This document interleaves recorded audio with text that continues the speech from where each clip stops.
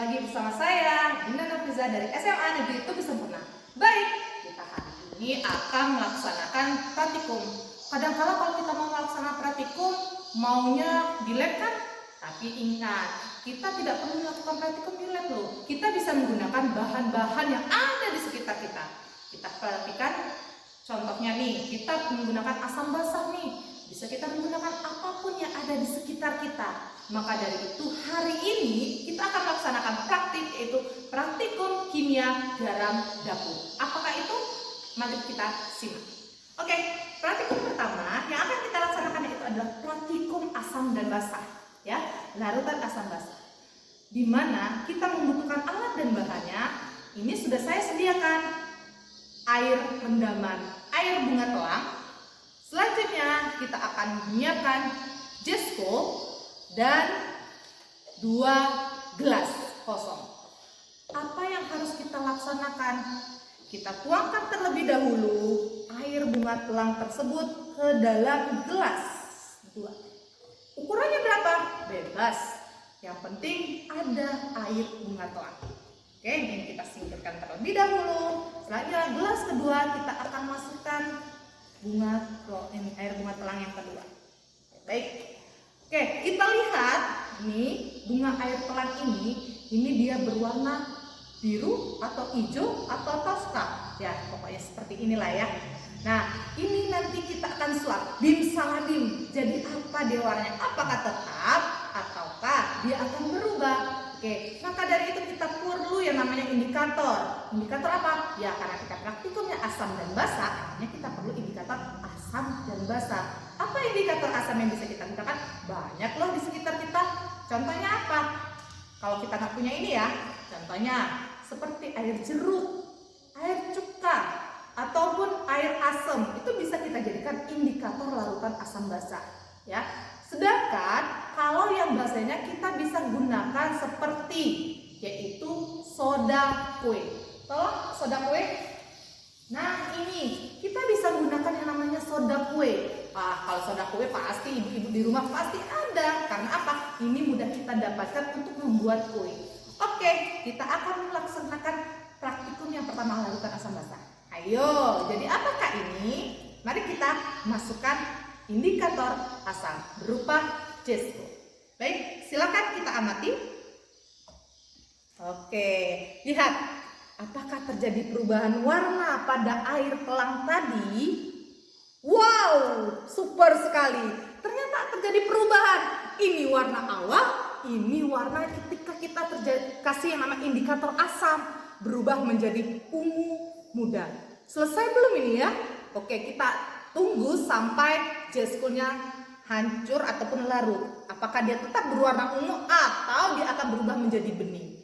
Sambilan itu kita akan melihat indikator yang basah, yaitu kita akan kasih yang namanya soda kue. Ya, apa hanya soda kue berupa indikator basah? Tidak, bisa juga dengan larutan sabun. Nah, tapi ingat ya, larutan sabun tersebut harus memiliki pH yaitu di atas 7, ya. Atau apalagi bisa kita kasih yaitu kapur sirih atau larutan kapur. Oke, kita akan amati apakah terjadi perubahan ketika kita kasih indikator yang namanya basah berupa soda kue. Oke, kita lihat. Wow, super sekali. Coba kalian lihat, ternyata dia berubah menjadi warna apa? Oke, sepertinya belum terlihat jelas. Kita akan tambahkan sedikit lagi soda kue supaya kelihatan jelas apakah terjadi perubahan atau tidak. Nah, silakan kalian lihat sendiri. Yes, that's right. Ternyata terjadi perubahan warna. Yang tadinya warna pekat menjadi warna lebih hijau, lebih muda ya. Yang kita kasih indikator basah. Sedangkan yang kita kasih indikator asam dia akan berubah menjadi ungu. Oke, mudah bukan? Ya, maka dari itu kita nggak perlu nih praktikum di lab. Bisa kita gunakan alat dan bahan yang ada di sekitar kita. Oke, kita lanjut next. Praktikum kedua. Hai, ketemu lagi. Oke, kita lanjutkan praktikum kedua dengan menggunakan alat yang ada di sekitar kita. Siapa sih nggak tahu ini? Yes, ini hanya botol yang berasal dari botol sirup. Untuk mereknya kita sembunyikan. Oke, baik. Selanjutnya yang Nih, di dunia ini sungguh luar biasa Allah menciptakan apapun yang ada di muka bumi. Namun ada satu hal yang sering kita lupakan, yaitu nikmat. Nikmat rasa sehat, ya.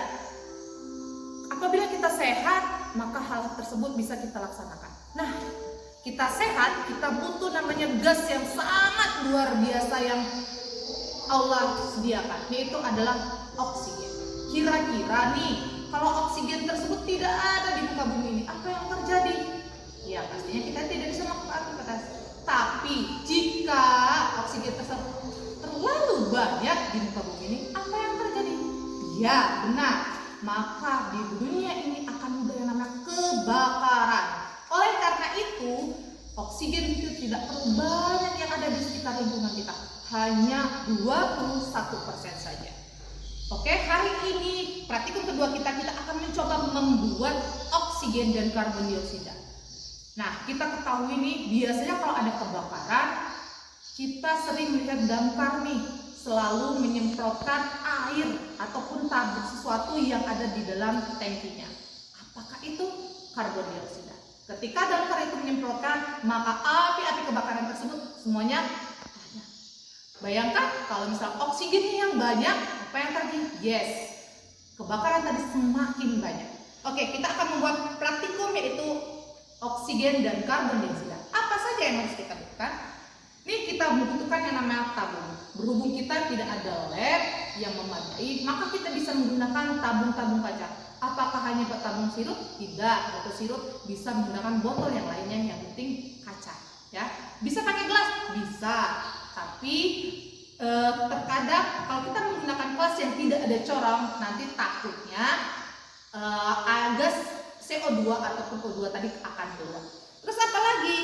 Ya ini soda kue. Lanjutnya cuka makan. Ini hidrogen peroksida yang mudah kita temukan di apotik. Lidi boleh ataupun aluminium. Dan tak lupa untuk pembakarannya itu kita butuhkan korek ataupun lilin. Oke, kita akan laksanakan praktikum pertama yaitu tentang membuat yang namanya CO2. Baik, ini kita singkirkan satu dulu, kita hanya butuh dua dulu. Yang pertama, yaitu siapkan satu botol kaca. Selanjutnya kita akan memasukkan soda kue dan cuka makan. Tolong sendok biasa aja. Oke, kita akan masukkan soda kue dan cuka makan. Ini ingat, kita membuat praktikum CO2. Nah, ternyata CO2 bisa kita buat ya. CO2 sebenarnya berasal dari mana sih? Apakah hanya dari sini? Enggak, ternyata bisa kita temukan di pernapasan kita ya. Kita sering membuang nafas, itu bisa menghasilkan yang namanya CO2. Oke, kita masukkan soda api. Oke, cukup. Seberapa banyak sih? Itu relatif saja, perkiraan, kirologi. Oke, selanjutnya kita dengan cepat akan menutup botol tersebut setelah kita tuangkan cuka makan ini.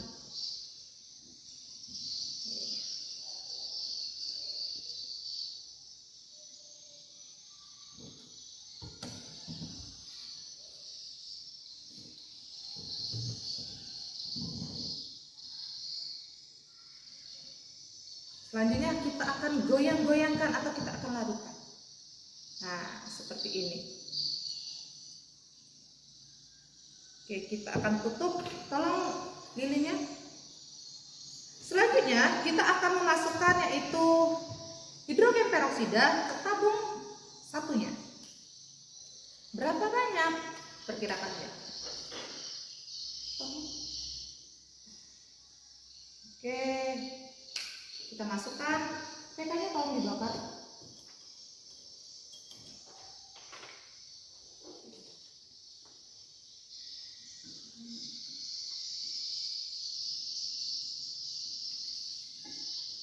Nah, kita akan buat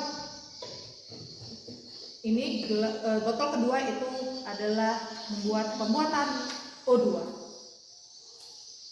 Oke, kita akan bakar PK-nya.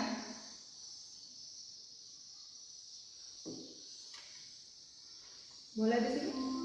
PK-nya kita bakar terlebih dahulu. Oh.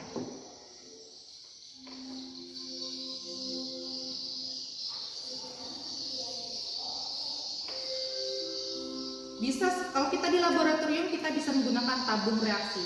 Karena kita menggunakan alat bahan yang ada di sekitar kita, maka kita bisa gunakan sendok ataupun piring yang ada di sekitar kita. Nggak perlu sampai segini ya, sampai gini nggak perlu, cukup aja di ujungnya. Jadi kita biarkan sedikit saja.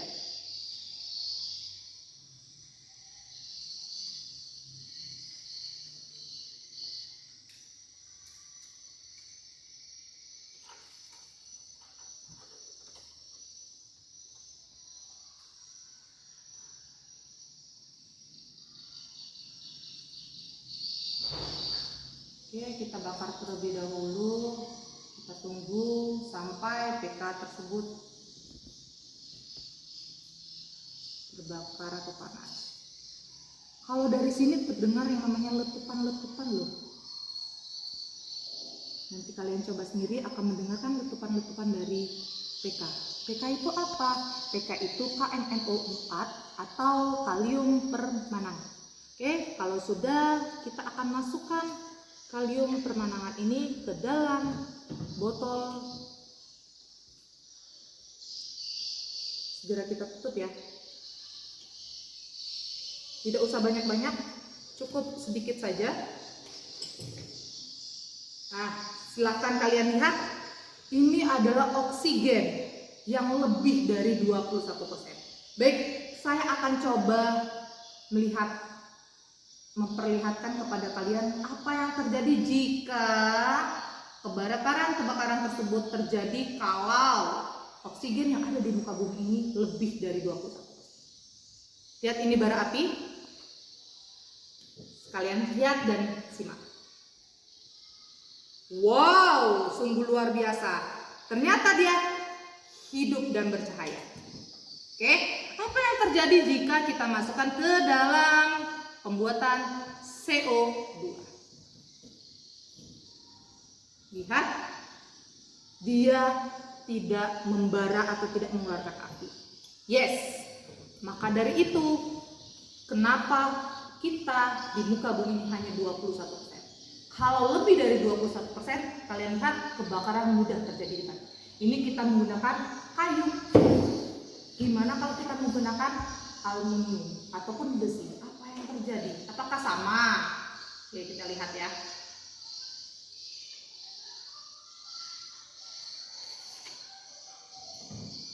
Ini tidak terbakar, jadi tidak ada. Nah, ini lihat, aluminiumnya tidak ada yang namanya bara, maka dia tidak menyala, ya. Dia tidak menyala. Kalau misalnya oksigen tersebut hilang, nih kita bakar, kita lihat sampai berapa lama dia membara. Kalau oksigen tadi hilang atau tidak ada lagi, maka apa yang terjadi? Nih, kita biarkan terbuka. Lihat nih, Masya Allah, ternyata dia membara banyak sekali, terbakar. Dia akan terjadi jika oksigen tadi tidak ada lagi. Dia akan berhenti ataupun akan mati. Boleh dilihat, ternyata tidak terjadi lagi namanya api. Karena kenapa? Karena oksigen yang ada di dalam tabung ini sudah hilang atau berkurang. Oke, begitulah praktikum kita kedua tentang pembuatan oksigen dan karbon dioksida. Next, kita lanjut di praktikum ketiga. Oke, baik, kita lanjut praktikum ketiga, yaitu kita akan menggunakan yang namanya PK, yaitu kalium permanganat. Di mana sih kita bisa menemukan ini? Ini bisa kita temukan di apotik. Ini kalau kita mencari di apotik, cukup katakan saja ada PK enggak untuk obat yang namanya gatal, ya. Apa yang akan kita lakukan? Kita akan membuktikan PK ini menjadi warna ungu. Dengan cara apa? Kita butuhkan yang namanya air. Kita masukkan air ke dalam gelas.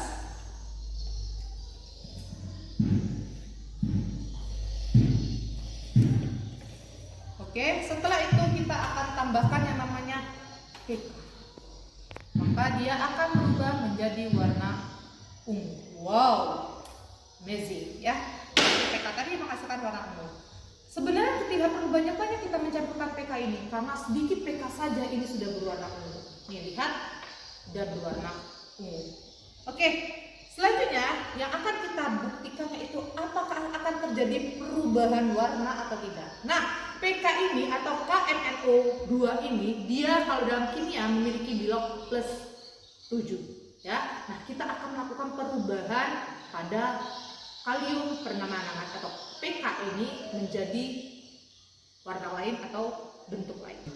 Baik, kita akan lihat apakah terjadi perubahan warna dari PK KMNO2 dengan bilok 7 dengan kita coba dengan soda api plus air dan PK yang dibakar. Ini PK-nya sudah kita bakar, cukup kita berikan sedikit saja.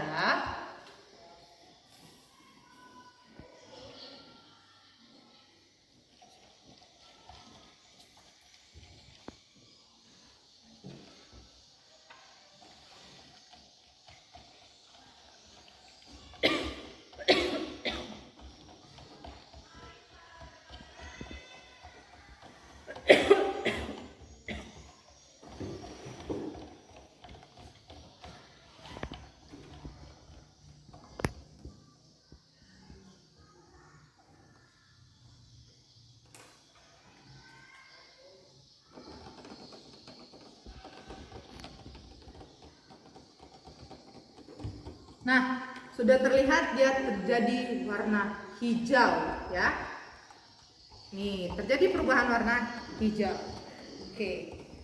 Nah, ketika dia sudah berubah menjadi warna hijau, namanya bukan KMNO2 lagi, melainkan yaitu K2MNO4 dengan terjadi penurunan bilok yaitu plus 6.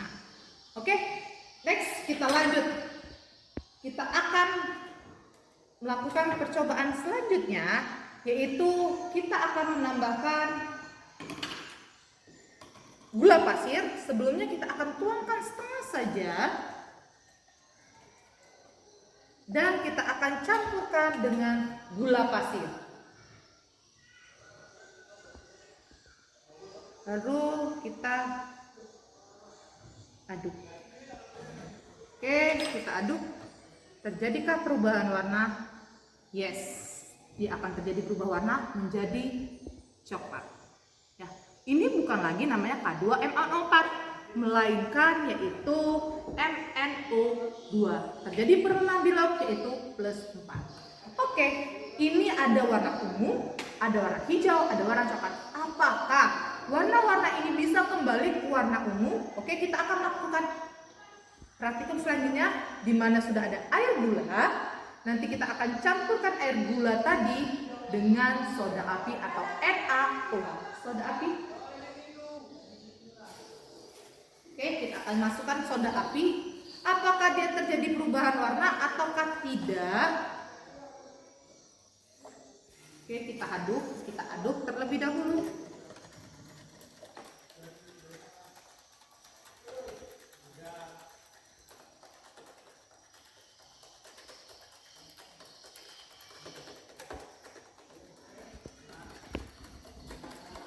Selanjutnya kita akan berikan yang namanya PK. Sedikit saja. Bisa dilihat dia menjadi coklat. Dan nanti terus kita aduk. Ini warna coklat. Terus kita aduk. Dia akan berubah menjadi warna apa lagi?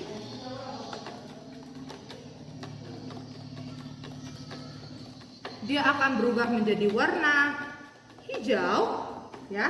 Setelah kita aduk dengan waktu yang cukup lama, dia akan berubah menjadi warna hijau tua. Nah, sudah terjadi perubahan warna dan nanti lama-kelamaan dia akan berubah menjadi warna ungu. Kita akan tambahkan lagi PK-nya. Nah, ini udah terjadi perubahan warna menjadi warna ungu. Nih, tadi sudah warna hijau dan sekarang menjadi warna ungu. Ini kalau dilihat dari dekat dia sudah berubah menjadi warna ungu. Nah, artinya senyawa-senyawa atau larutan ini tadi bisa berubah kembali seperti semula menjadi warna ungu. Oke, terima kasih untuk praktikum tentang PK atau kalium permanganat. Kita lanjut next praktikum selanjutnya. Oke, kita lanjut dengan praktikum selanjutnya dengan menggunakan alat bahan yang mudah kita temukan. Ini ada vanis, ya, pembersih baju. Ini ada piksel sudah kita letakkan. Kalau mau tahu yang mana pikselnya, bentuknya seperti ini. Apa boleh yang lain? Boleh. Itu pembersih kamar mandi. Kalau soda api tadi pembersih kamar mandi atau WC yang mampet, yang ini untuk membersihkan saja. Dan PK. Baik, kita akan campurkan yaitu vanis sama piksel sedikit saja. Satu-satu ya.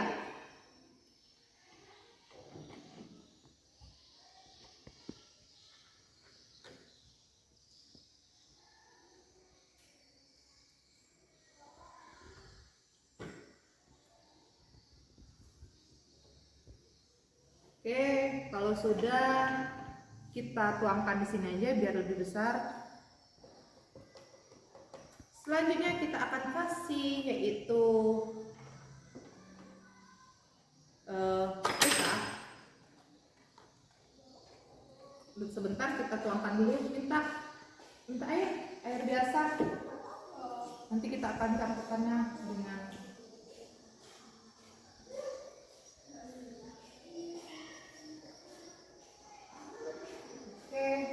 nih, kita sedikit saja ya PK-nya. Kalau terlalu banyak nanti dia terlalu pekat. Ya, cukup segini saja. Lalu kita aduk.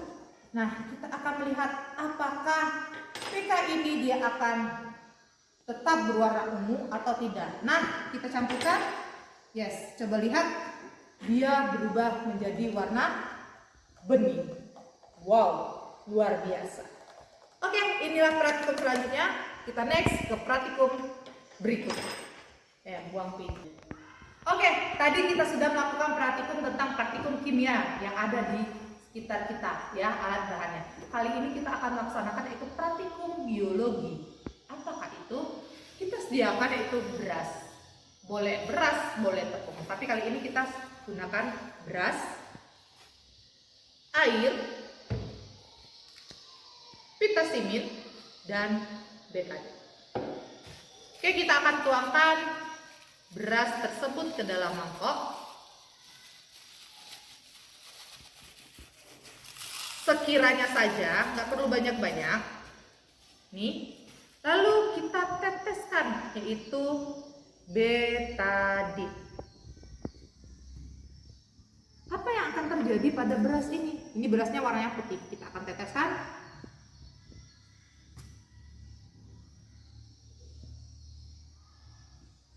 Selanjutnya kita aduk beras tadi.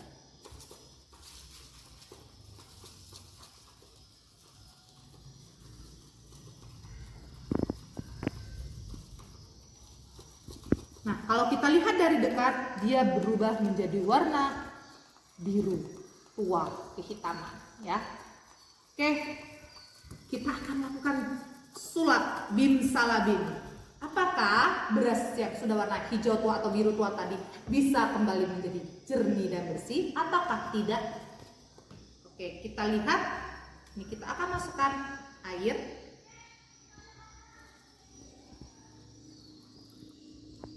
Dan kita akan masukkan vitamin bimsalabim. Jadi apakah dia?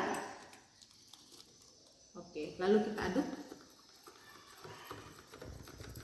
Wow, luar biasa. Hati yang sudah ternoda tadi kembali menjadi bersih dan bening ketika sudah dicampurkan indikator yang baik.